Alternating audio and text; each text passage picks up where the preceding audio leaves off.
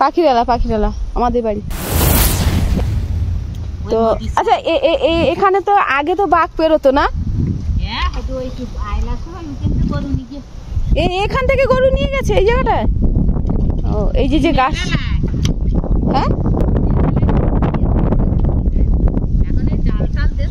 হ্যাঁ, জাল দেওয়ার পর থেকে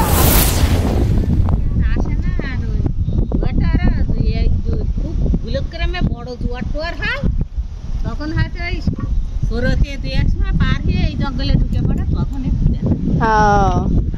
মানে হরিণ ফরিণ এই তাহলে অটোমেটিক দেখা যায়। দেখুন জঙ্গলটা দেখুন, ভাটা অবশ্যই, মাথায় চুল থাকলে উকুন থাকবে, আর বন থাকলে তো বাঘ থাকবেই অবশ্যই।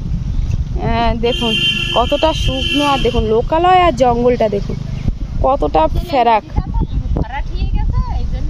পলি পলি মানে মাটি পড়ে পড়ে একেবারে পুরো মানে আরো দূরে ছিল মাটি, মাথায় দেবা। হ্যাঁ আরো জঙ্গল আর রাস্তা একশো। হ্যাঁ দেখেছি তো, আমরা গেছিলাম কাল দেখলাম, কারণ পলি পড়ে পড়ে পরপর একেবারে নদী আর জঙ্গল সমান হয়ে যাচ্ছে মানুষের লোকালয় আর বেশিরভাগ হেঁটে পেরিয়ে যাচ্ছে। বাপরে বাপ। তো এগুলো এই জ্বালানিগুলো নিয়ে হ্যাঁ তো আচ্ছা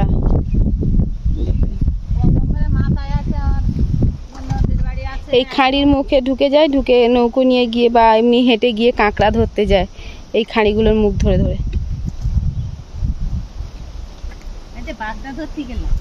বাগদা মিন বাগদা কোথায় কোথায় যান এটা? ওই না খালের মুখে গেলাম। ও এই বাগদা পড়েছে? জাল টাল কোথায় রেখে দিয়েছেন ওখানে? না জাল টাল নিয়ে যাই। তাহলে বাগদাটা কিভাবে ধরে? ওই জালতি দিয়ে ধরে যায়? ও ওই কাঠি দিয়ে যায়। হ্যাঁ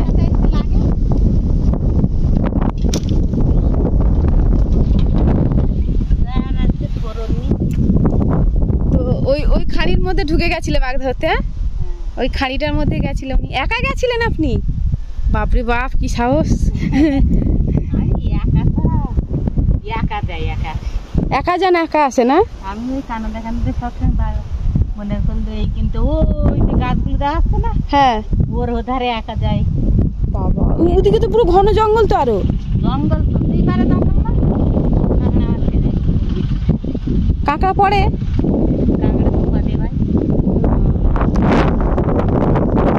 ঠিক আছে আসি।